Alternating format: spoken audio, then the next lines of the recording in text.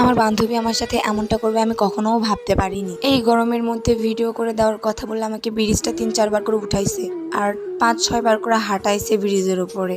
এরপর আমি যখন ওকে বললাম আর এখানে থাকবো না, বাসায় চল, তখন ও আমাকে বলল চল আজকে তোকে আমাদের এখানকার একটা বিখ্যাত জায়গায় নিয়ে যাব, সেটা হচ্ছে গোকুল মেয়ার। অনেকেই চেনেন বেহুলা লক্ষিন্দরের বাসর ঘর নামে। তো বেহুলা লক্ষিন্দরের বাসর ঘর দেখার জন্য ওপরে উঠতেছিলাম, আর ওটাটাও একটু ক্রিটিক্যালি, কারণ অনেকগুলো ইট মাঝখান থেকে সরানো নড়বড় করছিল।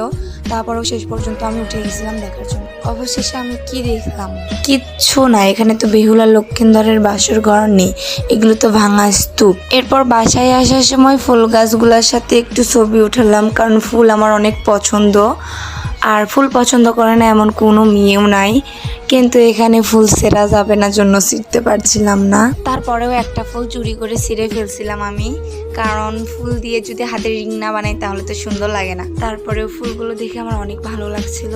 সব শেষে আমার এই জায়গাটাই শুধু ভালো লাগছিল, পুরো ম্যারের মধ্যে আমার এই জায়গাটাই সুন্দর লাগছিল, কারণ ফুল